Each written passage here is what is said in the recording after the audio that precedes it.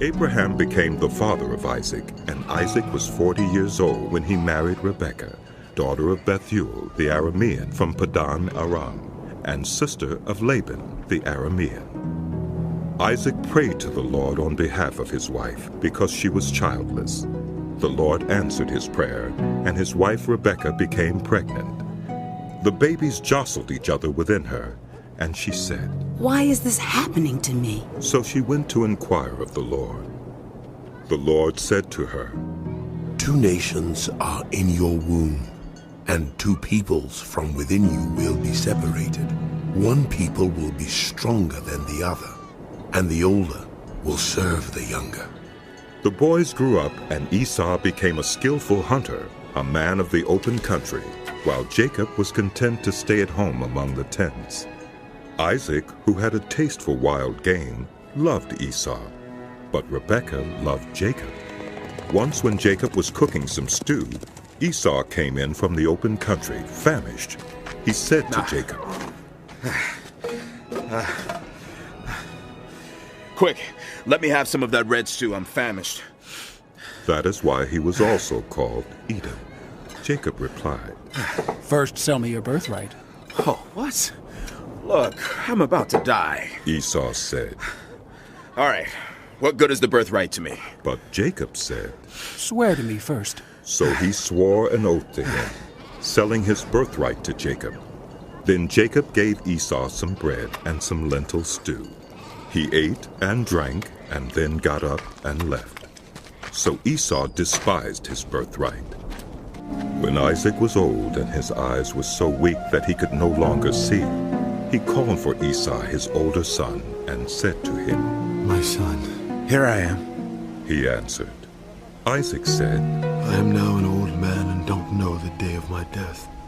Now then, get your equipment, your quiver and bow, and go out to the open country to hunt some wild game for me. Prepare me the kind of tasty food I like, and bring it to me to eat, so that I may give you my blessing before I die." Now Rebekah was listening as Isaac spoke to his son Esau. When Esau left for the open country to hunt game and bring it back, Rebekah said to her son Jacob, "Look, I overheard your father say to your brother Esau, 'Bring me some game and prepare me some tasty food to eat, so that I may give you my blessing in the presence of the Lord before I die.' Now, my son, listen carefully and do what I tell you. Go out to the flock and bring me 2 choice young goats, so I can prepare some tasty food for your father, just the way he likes it. Then take it to your father to eat, so that he may give you his blessing before he dies." So he went and got them and brought them to his mother, and she prepared some tasty food, just the way his father liked it. Then Rebekah took the best clothes of Esau, her older son, which she had in the house, and put them on her younger son Jacob. She also covered his hands and the smooth part of his neck with the goat skins. Then she handed to her son Jacob the tasty food and bread she had made. After Isaac finished blessing him, and Jacob had scarcely left his father's presence, his brother Esau came in from hunting. He too prepared some tasty food and brought it to his father. Then he said to him, "My father, please sit up and eat some of my game, so that you may give me your blessing." His father Isaac asked him, "Who are you?" "I'm your son." He answered, "Your firstborn, Esau." Isaac trembled violently and said, "Who was it then that hunted game and brought it to me? I ate it just before you came, and I blessed him. And indeed he will be blessed." When Esau heard his father's words, he burst out with a loud and bitter cry and said to his father, "Bless me! Me too, my father!" But he said, "Your brother came deceitfully and took your blessing." Esau said, "Isn't he rightly named Jacob? This is the second time he has taken advantage of me. He took my birthright, and now he has taken my blessing." Then he asked, "Haven't you reserved any blessing for me?" Isaac answered Esau, I have made him lord over you, and have made all his relatives his servants. And I have sustained him with grain and new wine. No, Father, don't tell me. No. So what can I possibly do for you, my son? Esau said to his father, What, do you only have one blessing? Oh, my father, bless me too. My father. Then Esau wept aloud. Esau held a grudge against Jacob because of the blessing his father had given him. He said to himself, The days of mourning for my father are near. Then I will kill my brother Jacob. When Rebekah was told what her older son Esau had said, she sent for her younger son Jacob and said to him, Your brother Esau is planning to avenge himself by killing you. Now then, my son, do what I say. Flee at once to my brother Laban in Haran.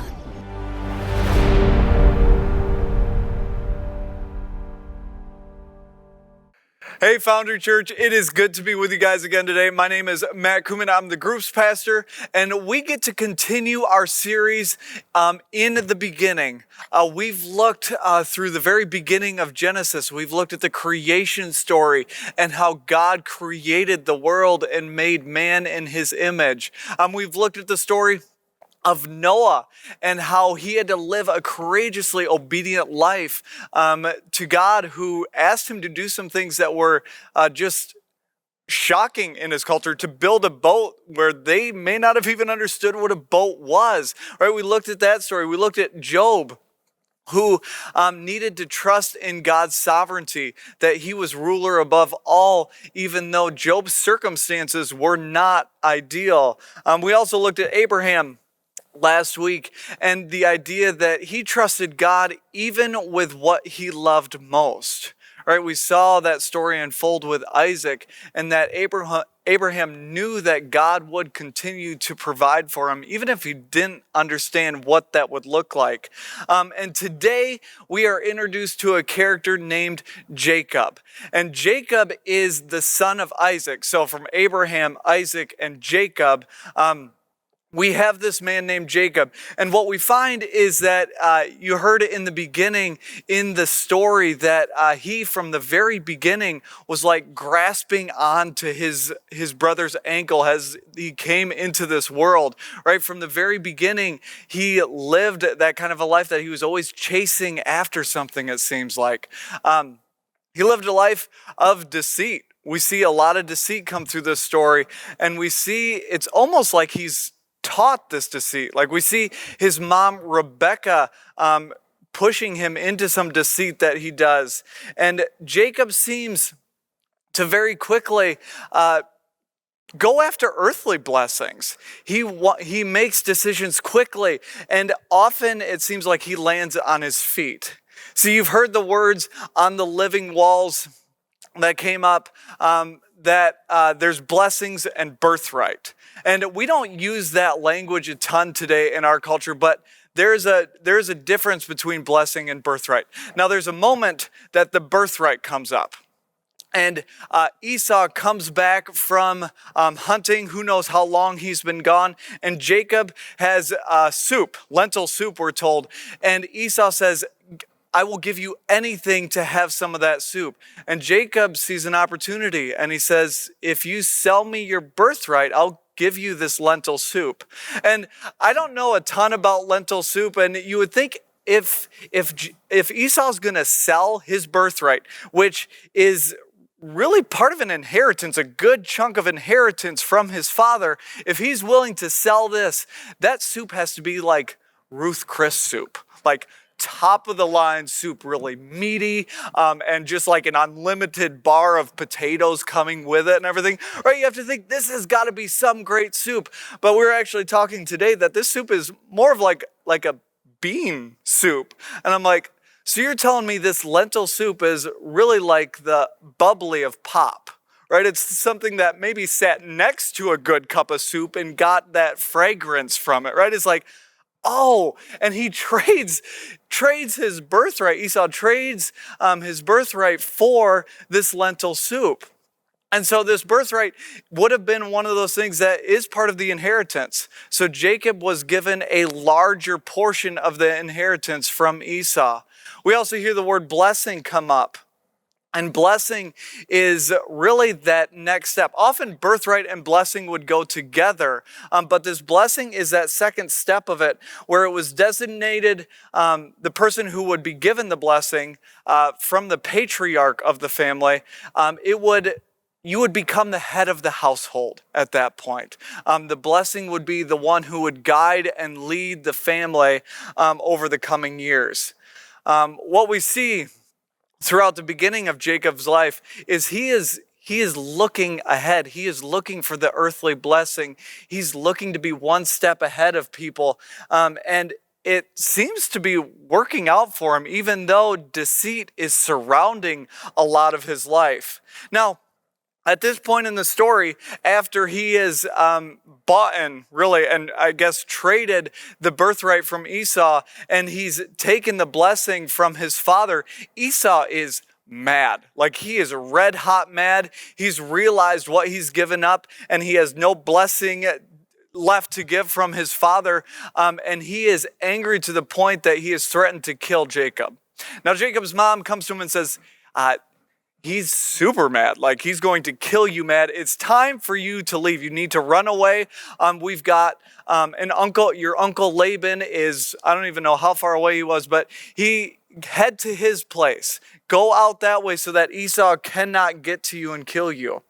So at this point, Jacob runs to his uncle Laban's house. So he escapes Esau and he runs to his uncle Laban's. And at this point, he actually falls in love. And it seems like Jacob keeps falling into the butter. Like, he's got the birthright. He's got the blessings through the deceit. He runs away and he falls in love. Like, he just continues to fall into these blessings. And he falls in love with the daughter of his uncle Laban. And her name is Rachel. And he makes an agreement with his uncle Laban to work 7 years for Rachel's hand in marriage. And some of you guys may be thinking, and this is not the time to lean over to your spouse and say, who would work 7 years for somebody? The answer is you. You would. Guys, if you're doing that, you would do that, right? Just stick with me here. Like, 7 years for this woman's hand in marriage. And the story continues, and he works these 7 years. And what we find in the story is his uncle Laban is actually pretty good at deceit too, because he ends up getting tricked into marrying Rachel's sister. So not the person he was madly in love with. He marries Rachel's sister, and he goes to his uncle and says, I was told that I was going to marry Rachel. And his uncle Laban says, oh, well, maybe another 7 years, and then you can have her hand in marriage too. So the story just gets wilder and wilder, that he works years and years and years, and finally he marries Rachel, and he also has married her sister at that point. Talk about a story, right? There's just so many moving pieces and so much going on in this. But what we find throughout this is that when there's a problem that comes up in Jacob's life, when there's an issue that needs to be solved, he's quick on his feet. He comes up with something and he figures it out on his own, and he doesn't look to anyone else for guidance. But it seems like it's all working out for him. And I think there's some times where we get a sense of that in our own lives, right? Where we make decisions quickly on our own, and sometimes it does work out. And I know I am probably the most guilty of this. If a problem comes up, I want to fix it, and I'm going to figure it out, and I am not going to look to anyone else. And like, if there's a problem that comes up, if my wife comes to me with a problem, I'm going to fix it. Sometimes I've figured out that she actually doesn't want it fixed and she just wants me to listen, right? But it's like, I just want to fix things, and I don't look to outside sources because I think I have the right way and I know what's best, and I'm just going to do it. See, I think many of us can relate to that we deal with that type of thing as well. And it could be small issues, could be small problems like a task at work, a conflict at work, or a conflict with somebody that we just figure out how to deal with it on our own and we solve the issue on our own. But it can be as big as a family crisis or a diagnosis or a job transition. Right? There's big things that happen in our lives that sometimes we just take the reins and say, I'm going to deal with this and I'm going to figure out what the right thing to do is. And you see, sometimes it does work out. There's times in our lives where we can take the reins and we can force ourselves into a spot where it does work out. And when we look at Jacob's life, we kind of see that. As he continues working for his uncle Laban and as he marries Rachel and her sister, things do seem to work out. Life is going well, but at the expense of what? Right? We see deceit has been kind of this line that's gone throughout his life, that the wealth that he's gained and the popularity that he has is all embedded with some deceit. You see, and this comes to full fruition at this point in our story. Jacob starts to overhear some of the sons of his uncle. So it'd be the cousins. His cousins are starting to look at Jacob and realize this man's starting to get wealthy. And he's starting to get some big flocks. And it's because of our dad's wealth that he's getting wealthy. Like, he's taking these flocks and making them his own. And once again, Jacob realizes that it's probably time for him to leave again, that his stay is going to come to an end regardless, with his cousins starting to talk about, okay, what are you doing here? What deceit is underlying that you're starting to become such a big deal around here?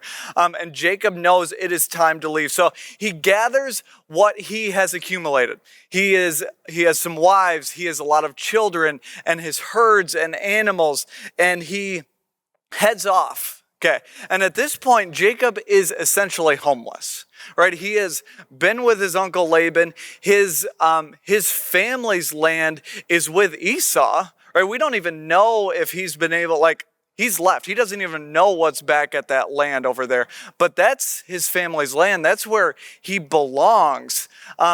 So right now, he has nowhere to go. He is essentially homeless, and he is left with the option of going back to his hometown. He's left what he's known, and he has to probably go back to straighten things out with Esau and beg for forgiveness for his brother that he has cheated so long ago.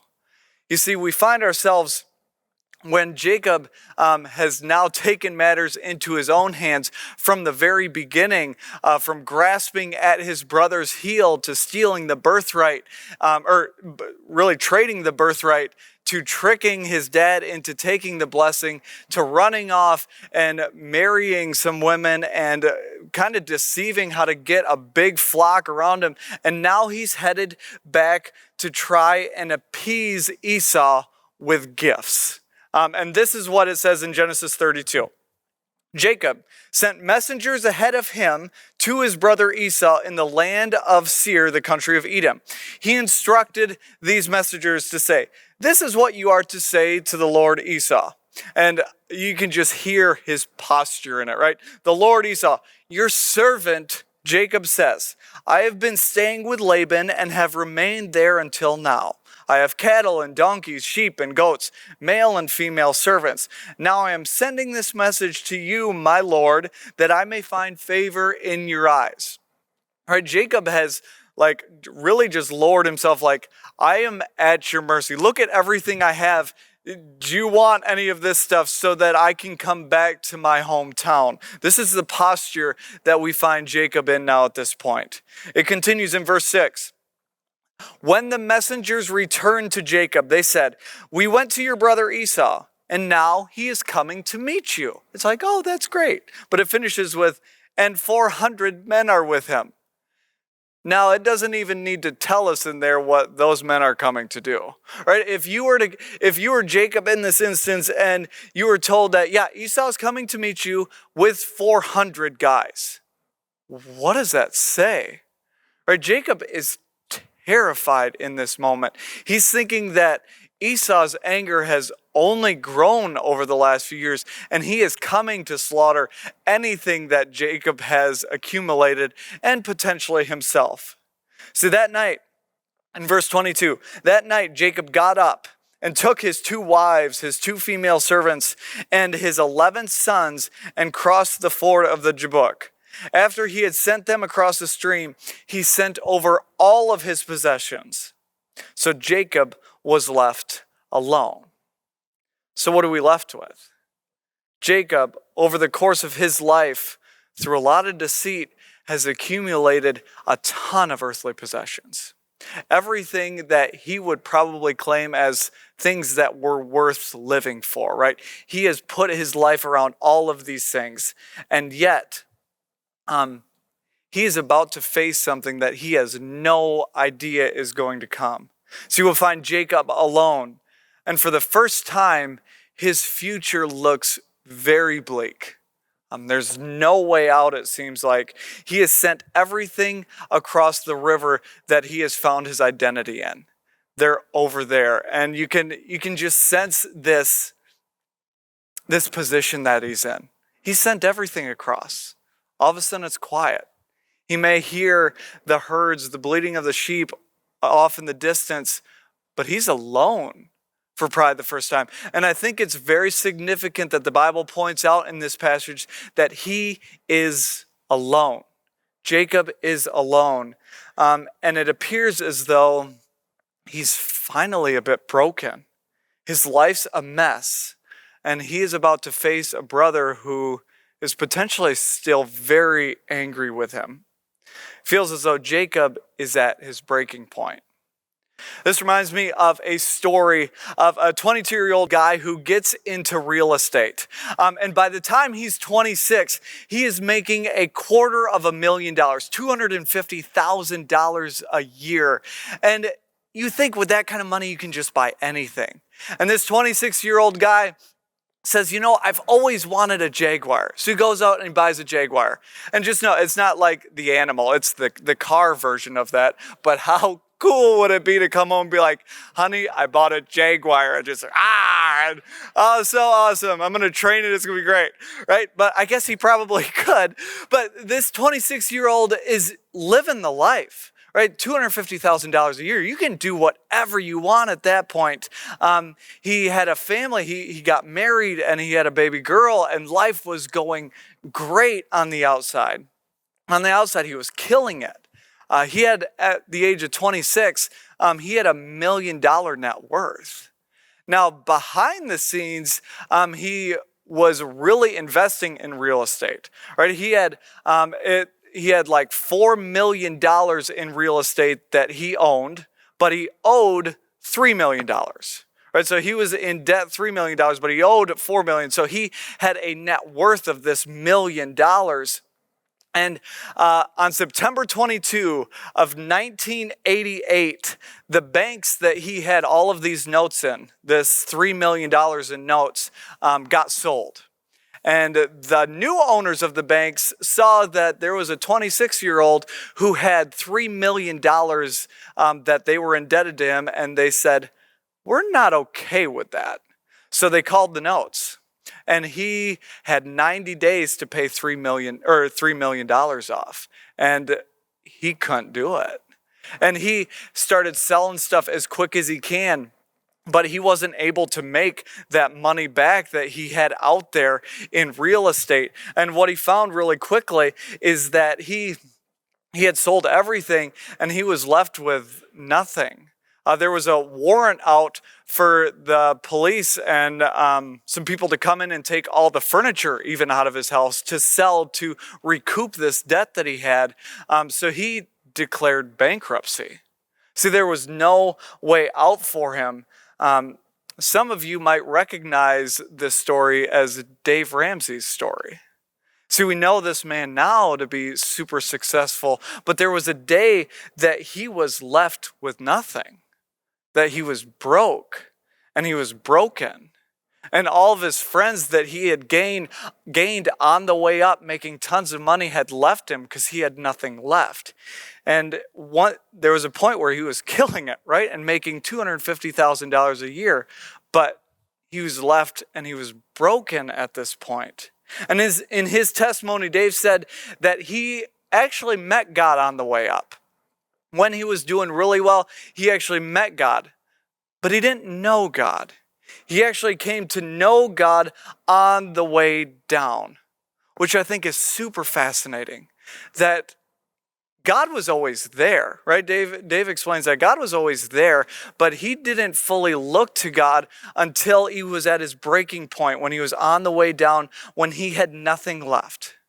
See, when Dave realized that this life that he was living wasn't supposed to be centered around money and real estate, when it wasn't supposed to be centered around him and the decisions that he thought he should be making, all of a sudden, God started to become more of a priority in his life. His life had not been about who God was. It had been about himself. And when he was at his breaking point, he started living his life based on the principles of the Bible and what God was trying to teach to him. He looked to God for the answers, and he brought his situations and his problems to God, as opposed to saying, how would Dave handle this?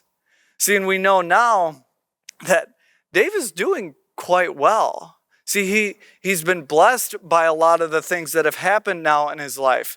But think back to our story of Jacob. We're left with Jacob being broken and alone, and he is at his all-time low. All of his possessions, a lot like Dave, were gone. They were pushed across the river, and he didn't know if he was going to have any of those when he crossed the river later on. And there's an army that's coming behind Esau, and he doesn't know if death is waiting on the other side of that. And then night falls. We're at the story, and night falls, and we're told that Jacob is alone.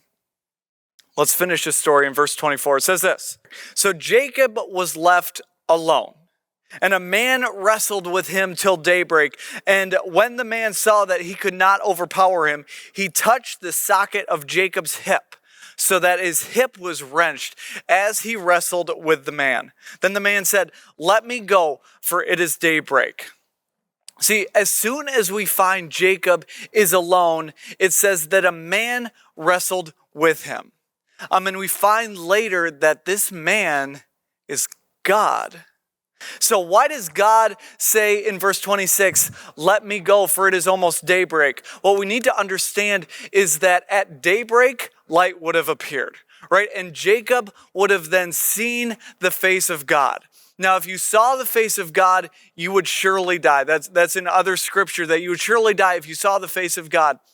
And what we see here is Jacob realizes this, that he won't let God go unless he blesses him. And I think Jacob is finally at this breaking point where he understands that everything I've accumulated, all of my possessions, the way I've decided to live my life, doesn't even matter if I don't get blessed by God. See, he understands that death is a fine option if he's not blessed by God. He's not letting God go. And I think that's such a beautiful moment. They've been wrestling all night, and he just grabs onto God and like, "I'm not letting you go. Please bless me." See, I think this is such a beautiful picture, because I fully believe that God was with Jacob throughout his entire life. See, and Jacob knew who God was. But did he know him, right? He didn't have a relationship with him until he was at the breaking point and he had nowhere else to go. And God appeared and he finally saw him. But we know God was always there. He said, "Let me go." And Jacob replied, "I will not let you go unless you bless me." And this is what God said to him: "What is your name?" And Jacob answered, he answered. Then the man said, "Your name will no longer be Jacob, but Israel, because you have struggled with God and with humans and have overcome."